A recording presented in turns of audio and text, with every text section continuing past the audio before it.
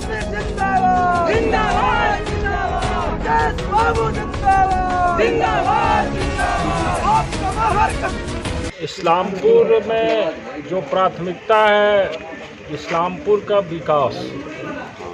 विगत 20 वर्षों से यहाँ पे जनता दल यूनाइटेड के प्रतिनिधि के रूप में यहाँ हमेशा विधायक रहे और उन्होंने जो विकास किया वो एक जाति का विकास इस्लामपुर के अंदर किया। जो सर्वांगीण विकास होना चाहिए था इस्लामपुर में, वो सर्वांगीण विकास इस्लामपुर का नहीं हो सका। खासकर इस्लामपुर जो है कृषि आधारित ये इलाका है और इस इलाका में नहर की जो व्यवस्था होनी चाहिए सिंचाई के लिए, तो 2 नहर इस इलाके से होकर के गुजरती है। एक उदेरा स्थान से नहर निकलती है जो सीधा निश्चलगंज जाती है, जिसको निश्चलगंज कैनाल कहा जाता है। एक दूसरा जो है नहर वो मालीसाड़ से होते हुए जैतीपुर तक जाती है, पैमार सिंचाई योजना है। तो इस नहर का तो कुछ उद्धार हुआ, लेकिन इसका मुंह जो बंद है उदेरा स्थान में, जिसके चलते किसानों को जो पानी मिलना चाहिए नहीं मिल रहा। तो और ये जो दूसरी नहर है जो मालीसाड़ से निकला है पैमार का, वो नहर तो बिल्कुल ही सूख गया है। उस नहर में अब पानी से कोई किसान को फ़ायदा नहीं होता। इसलिए हमारी प्राथमिकता है कि सिंचाई की व्यवस्था पूरे इस्लामपुर के अंदर करें, ये हमारी पहली प्राथमिकता है। निश्चलगंज से जो इस्लामपुर सड़क आती है वो काफ़ी जर्जर स्थिति में है। अभी भी लोग सड़क की मांग कर रहे हैं और लोग वादा कर रहे हैं कि कई जगह सड़कों का जाल बिछा दिया गया है। वही एक सड़क नहीं है, आप देखेंगे यदि तो निश्चलगंज से लेकर के इस्लामपुर तक जो सड़क है उसका आधा पार्ट जो है NH के द्वारा ले लिया गया और वो इस्लामपुर होते हुए भोला बीघा से होते हुए सीधा वो बेन होते हुए सिलाव जाएगा। उसमें 4 साल से काम चल रहा है, लेकिन ऐसा स्थिति है कि आज रोड पर आप लोग खुद आए होंगे, गाड़ी चलने की स्थिति नहीं है। आम आदमी पैदल चल ही नहीं सकता तो गाड़ी क्या चलेगा, ये हालत है।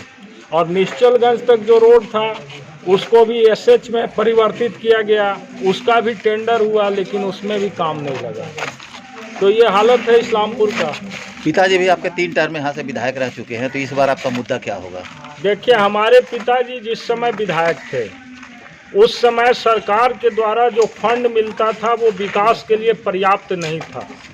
आज केंद्र सरकार के द्वारा जो फंड मिला, चाहे UPA की सरकार थी, उसमें ग्रामीण विकास योजना के तहत हमारे आदरणीय डॉक्टर स्वर्गीय रघुवंश बाबू जो ग्रामीण विकास मंत्री थे इस देश का, उन्होंने जो पैसा दिया और उस पैसे का उपयोग जिस रूप में बिहार में हुआ, उसका उपयोग इस्लामपुर में यदि सही तरीके से होता तो इस्लामपुर में एक गांव भी, एक कस्बा भी नहीं छूटता।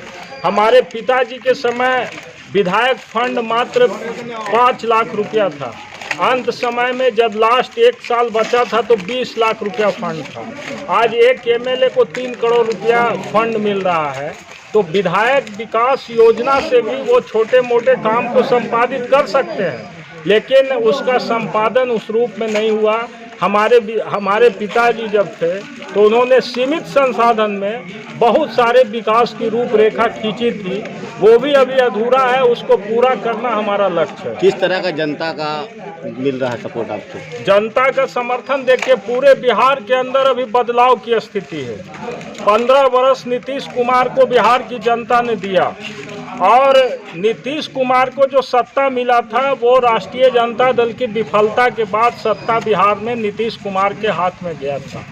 लेकिन 15 साल में नीतीश कुमार किसी भी विषय वस्तु पर आप देखिए तो विकास का सबसे बड़ा आयाम है जो समाज में, वो बुनियादी स्ट्रक्चर है विकास के लिए, रोटी कपड़ा और मकान का। तो रोटी कपड़ा और मकान की जो हालत है, रोटी का हालत ये है कि अभी पूरे बिहार में नीतीश जी कहते हैं न्याय के साथ विकास, लेकिन मात्र 44% लोगों को बिहार के अंदर रोजगार है और 56% लोग आज भी बिहार में बेरोजगार है। इसलिए हमारा पहली प्राथमिकता है हमारे महागठबंधन का, और जो हमारे महागठबंधन के नेता हैं आदरणीय तेजस्वी प्रसाद यादव जी, उन्होंने कहा कि यदि बिहार में जनता सरकार परिवर्तित करेगी और हमको मौका देगा तो हम अपने पहले सरकार की पहली कैबिनेट की बैठक में 10 लाख वैकेंसी निकाल करके पूरे बेरोजगार नौजवानों को रोजगार देने का